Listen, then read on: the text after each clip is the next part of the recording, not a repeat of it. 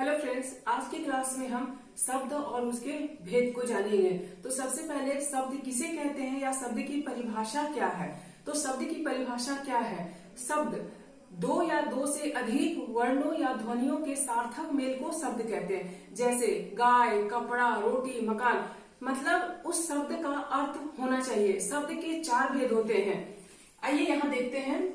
उत्पत्ति के आधार पर पहला है हमारा उत्पत्ति के आधार पर, दूसरा रचना या बनावट के आधार पर, तीसरा है प्रयोग या रूपांतर के आधार पे, चौथा है हमारा अर्थ के आधार पर। फ्रेंड्स ध्यान रखिएगा कि हमें जनरली बुक में उत्पत्ति के आधार पे, रचना या बनावट के आधार पे और तीसरा प्रयोग या रूपांतर के आधार पे ज्यादातर देखने को मिलता है, लेकिन इसके चार भेद होते हैं, इसलिए चारों को जानना आवश्यक है। तो सबसे पहले हम देखेंगे उत्पत्ति के आधार पर। उत्पत्ति के आधार पर शब्द को चार भागों में बांटा गया है: तत्सम, तद्भव, देशज, विदेशज। सबसे पहले हम तत्सम और तद्भव को समझेंगे। हिंदी में संस्कृत के मूल रूप को तत्सम कहते हैं। मतलब वे शब्द जो पूरी तरह से संस्कृत होते हैं, जैसे वायु, अग्नि, वानर, सर्प। तद्भव संस्कृत के बिगड़े हुए रूप को तद्भव कहते हैं। मतलब जो संस्कृत के अर्थ होते हैं, संस्कृत के शब्दों के अर्थ होते हैं, वे तद्भव कहलाते हैं। जैसे हवा, आग, बंदर, सांप। थोड़ा इसको अच्छी तरह समझते हैं। वायु तत्सम शब्द हो गया। वायु का मतलब हवा, जो हमारा तद्भव हो गया। अग्नि तत्सम, आग तद्भव, वानर तत्सम, बंदर तद्भव, सर्प तत्सम, सांप तद्भव। तो ये हमारे सारे संस्कृत के शब्द हैं और ये सारे हमारे हिंदी के अर्थ हैं। अब हम देशज और विदेशज देखेंगे। देशज वे शब्द जो अपने देश में उत्पन्न हुए हैं, अपने देश के बोलचाल में बोले जाते हैं, इनके मूल रूप का पता नहीं चलता, वे देशज कहलाते हैं। जैसे थैला, पगड़ी, घोंसला, गाड़ी, खिड़की आदि, ये थे देशज। आइए अब विदेशज देखते हैं। विदेशज वैसे शब्द जिनकी उत्पत्ति विदेशों में हुई है और बोलचाल के दौरान हमारे देश में आई है और उनका प्रयोग हम बोलचाल में करते हैं, वे विदेशज शब्द कहलाते हैं। जैसे अंग्रेजी में, इंग्लिश में डॉक्टर, बुक, टेबल। फारसी से आया है हमारा आराम, अफसोस, किनारा। उसी प्रकार अरबी भाषा से आया है असर, किस्मत, मदद इत्यादि। तो ये हमारा शब्द का वर्गीकरण का उत्पत्ति के आधार पर था। आइए अब हम रचना और बनावट के आधार पर देखते हैं। शब्द के दूसरे भाग को देखेंगे, रचना या बनावट के आधार पर। रचना या बनावट के आधार पर इसे तीन भागों में बांटा गया है: रूढ़, यौगिक और योग रूढ़। रूढ़ किसे कहते हैं? वैसे शब्द जिनको अलग करने पर उनका कोई अर्थ नहीं निकलता, वे रूढ़ शब्द कहलाते हैं। जैसे रात, रात को हम अलग करते हैं रा और त। ना ही रा का कोई अर्थ निकल रहा है और ना ही त का कोई अर्थ निकल रहा है। उसी प्रकार मेज, मे और जग, ना ही मे का कोई अर्थ निकल रहा है, ना ही ज का कोई अर्थ निकल रहा है। दूसरा है हमारा यौगिक। वैसे शब्द जो दूसरे शब्दों के साथ मिल के बने होते हैं और अलग करने पर दोनों का ही अर्थ निकलता है। जैसे घुड़सवार, घोड़ा और सवार। हिमालय, हिम और आलय, मतलब बर्फ और उसका घर। तीसरा है हमारा योग रूढ़।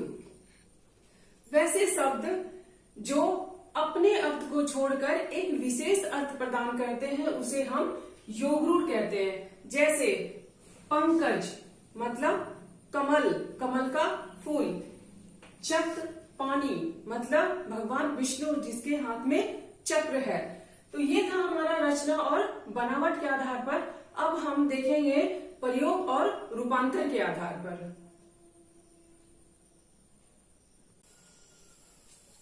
प्रयोग या रूपांतर के आधार पर इसे दो भागों में बांटा गया है, विकारी शब्द और अविकारी शब्द। पहले हम विकारी शब्द को समझेंगे।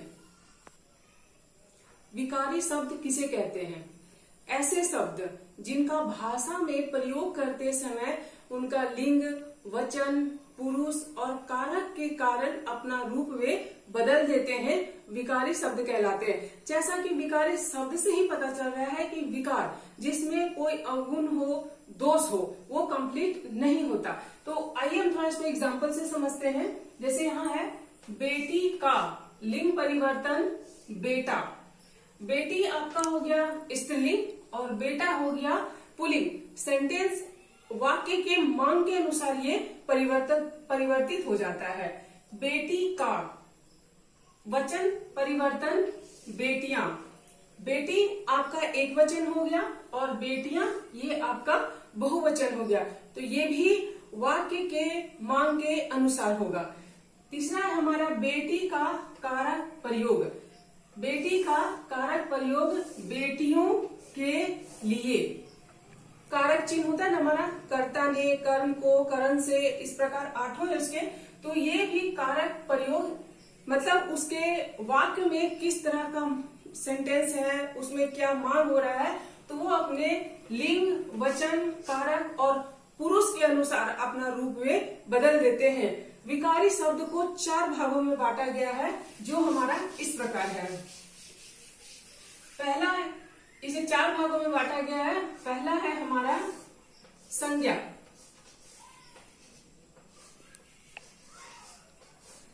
दूसरा है हमारा सर्वनाम।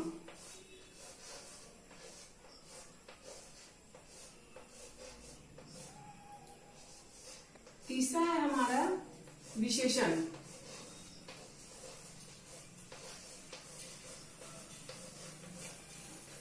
और चौथा है हमारा क्रिया।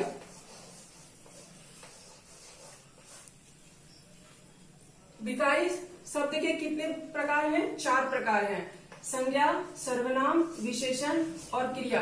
ये तो हमारा विकारी शब्द था। अब हम अविकारी शब्द को समझेंगे। अविकारी शब्द वैसे शब्द जिनका भाषा में प्रयोग करते समय उनके लिंग, वचन, पुरुष और कारक में किसी प्रकार का परिवर्तन नहीं होता, वे अपना रूप नहीं बदलते हैं, उन्हें अविकारी शब्द कहते हैं। जैसा कि नाम से ही पता चल रहा है, अविकारी, जिसमें किसी प्रकार का कोई दोष नहीं, किसी प्रकार का कोई अवगुण नहीं, अविकारी शब्द। अविकारी शब्द को अवयव भी कहा जाता है, अवयव भी कहते हैं। अविकारी शब्द को 4 भागों में बांटा गया है। पहला है क्रिया विशेषण, दूसरा है हमारा संबंधवाचक, तीसरा है समुच्चयवाचक और चौथा है हमारा विस्मयादि बोधक। तो ये था हमारा प्रयोग और रूपांतर के आधार पर जो विकारी और अविकारी शब्द हमने देखा। अब हम शब्द विचार को अर्थ के आधार पर देखेंगे। अर्थ के आधार पर शब्द को 4 भागों में बांटा गया है। पहला है एकार्थी शब्द, दूसरा है अनेकार्थी शब्द, तीसरा है हमारा पर्यायवाची शब्द और चौथा है हमारा विलोम शब्द। अब इन सब को हम बारी बारी से समझते हैं।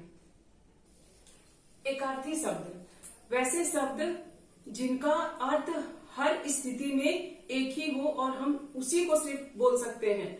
जैसे हमारा पहला शब्द है माता। माता जो हमें जन्म देती है, हम उसी को माता बोलते हैं जो हमारा पालन पोषण करती है। अब है कि क्या कोई भी स्त्री पालन पोषण करेगी तो उसे मां नहीं कह सकते? हाँ, आदर या सम्मान से माँ बोल दे तो वो अलग बात है, लेकिन सिर्फ जो जन्म देती है, जननी होती है, उसी को हम माँ बोलते हैं। जो औरत बच्चे को जन्म नहीं देती है उसे हम माँ नहीं बोल सकते हैं। अगला है हमारा दिल्ली। दिल्ली हम सिर्फ दिल्ली शहर को ही बोल सकते हैं, मुंबई या कलकत्ता को दिल्ली नहीं बोल सकते हैं। अगला है हमारा घमंड। घमंड वैसा व्यक्ति जो हर स्थिति में अपने आप को सर्वश्रेष्ठ समझे और दूसरे को नीचे समझे, उसे हम घमंडी या कहते हैं उसे बहुत घमंड है। अगला है हमारा अस्त्र। अस्त्र वैसा औजार या वैसा विपन जिसको हम फेंक करके चलाते हैं, जैसे हमारा हो गया तीर, बर्छी, भाला। अगला है हमारा शस्त्र। वैसा औजार जिसको हम हाथ में रख करके किसी पर प्रहार करते हैं, तो हमारा हो गया तलवार, चाकू। अगला शब्द है हमारा समुद्र। समुद्र हम जहां बहुत सारा पानी हो, बहुत उथल पुथल हो, उसी को हम समुद्र बोलते हैं। किसी भी हम बहते हुए नदी को हम समुद्र नहीं बोल सकते हैं। तो इस तरह के और भी बहुत सारे एग्जाम्पल्स हैं। अगला है हमारा अनेकार्थी शब्द। अनेकार्थी का मतलब ही होता है बहुत सारा, जिसके एक शब्द के कई सारे अर्थ होते हैं। जैसे यहाँ अर्थ, अर्थ का मतलब धन होता है, मतलब किसी भी चीज का मतलब मीनिंग, और इसका अर्थ का मतलब कारण भी होता है। उसी प्रकार अच्छ, अच्छ का मतलब आंख होता है। अच्छ हम सर्प, सांप को भी बोलते हैं। अच्छ हम ज्ञान को भी बोलते हैं, और अक्ष का मतलब मंडल भी होता है। उसी प्रकार अरुण, अरुण लाल, लाल रंग या लाल वर्ण को भी हम बोलते हैं। सूर्य, सूर्य को भी बोलते हैं, और सूर्य का सारथी मतलब सूर्य के जो घोड़े का जो रथ होता है, उसको जो चलाने वाला होता है, उसको हम सारथी बोलते हैं। तो सूर्य का सारथी मतलब सूर्य का जो उसके रथ का जो चालक होगा, सूर्य का सारथी। तो इस प्रकार से अनेकार्थी के भी बहुत सारे शब्द हैं और उसके बहुत सारे मीनिंग है। अब हम पर्यायवाची और विलोम शब्द को देखेंगे। पर्यायवाची शब्द वैसे शब्द जिसमें एक शब्द को कई नाम से हम जानते हैं और उसे बोलते हैं। जैसे आग, आग को और क्या क्या नाम से हम बोलते हैं? अग्नि, अनल, ज्वाला। उसी प्रकार इंद्र, देवताओं का राजा इंद्र, इसे क्या बोला जाता है? और पुरंदर, वज्रधर और वृषा। उसी प्रकार गंगा, गंगा नदी उसे और किस नाम से जानते हैं? जाह्नवी, देव नदी और सुरसरी।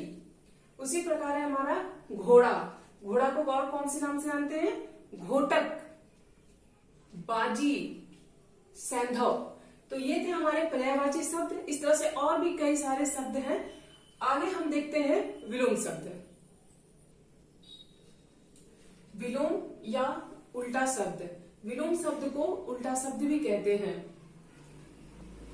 विलोम शब्द उन शब्दों को कहते हैं जिसके विपरीत एक अर्थ उसका शब्द होता है। जैसे अग्रज का विपरीत या उल्टा हुआ आपका अनुज। अग्रज मतलब बड़ा, अनुज छोटा। उसी प्रकार अनुराग, इसका आपका विलोम या विपरीत या उल्टा बोलिए हो गया आपका विराग। उसी प्रकार अर्थ, अनर्थ, अमावस्या, पूर्णिमा। इसी प्रकार बहुत सारे हैं, जैसे घर, बाहर, ऊपर, नीचे, काला, सफेद। तो ये था हमारा शब्द विचार और उनके भेद देखे। अगली कक्षा में हम विकारी शब्द और अविकारी शब्द के भेदों को जानेंगे। तब तक के लिए आप जितना मैंने बताया है उसे आप रिवीजन कीजिए और याद कीजिए। तो मिलते हैं अगली कक्षा में।